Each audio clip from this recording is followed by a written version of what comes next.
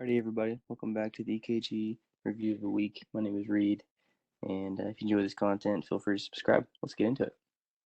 So I'm beginning by just looking here at the bottom. I'll look at this strip down here, and I see I've got this narrow complex QRS that appears to be quite regular. I don't see any drop beats as I scan through the whole rhythm. I see that the rate here is roughly, we'll start on this solid QRS, 300, 150, 100, 75, 60, 50, probably 58 beats per minute or so. I'll take that. Let's take a look at what our atria is doing. So look here up in lead 1, I've got P waves that are upright in lead 1 and in AVF that are upright. So this is a sinus P wave or sinus rhythm, which is important. Next in the conduction system is our PR interval. And so if I look at our PR interval, maybe down here in lead 3, see that P wave starts right around there. And there's my PR interval, so that's less than 200 milliseconds or less than one big box. So that is good. We do not have an AV node block. Let's look at my QRS axis. I see my QRSs are upright in lead 1. They're upright in AVF. So that means that my QRS axis is going down to the left, which is a normal axis for my QRS. And so that's reassuring. And let's take a look now and scan through for any ST or T wave abnormalities. And what the first thing that I notice is that I've got some ST elevation in my lateral leads.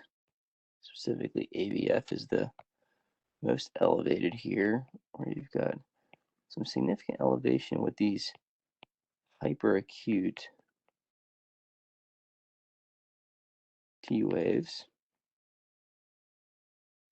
And hyperacute T waves have increased area under the curve. You can kind of imagine the area under the curve for those T waves. You can see in lead 1 we also have a little bit of ST segment elevation here, but those T waves are a little bit scary, a little bit more on the hyperacute side. And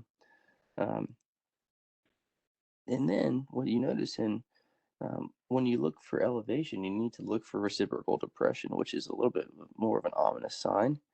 And here in our inferior lead, lead 3, we've got some significant depression.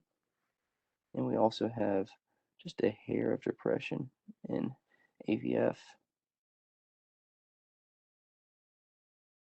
And so when I scan my precordial leads, maybe you could say there's some depression here, or elevation, excuse me, in V2, maybe a little bit in V1, very subtle. But ultimately, most of this ischemia and infarction really looks to be in the lateral leads. And so we would say this person is having, with the predominance being in AVL, and then a little bit in lead 1 for our ST elevation, and 1 in AVL, you would call this, these are the high lateral leads. And so this high lateral occlusion that we see here, where we have depression in our inferior leads that's reciprocal to the change of the high lateral, is usually due to, we actually know this has this South Africa sign. It's quite interesting. We call this the South Africa sign. And this is somewhat indicative for occlusion of one of the branches of the LAD, left anterior descending artery, specifically the first diagonal branch. At the end of the day, this person needs to go to the cath lab and get some diagnostic and therapeutic imaging done with PCI.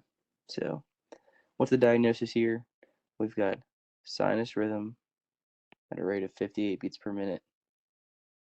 We've got ST elevation in leads 1 and AVL. indicating that we have depression, reciprocal depression in our inferior leads, reciprocal depression in our inferior leads, and then this indicates that we have a high lateral infarct. So I hope this helps. Have a great day.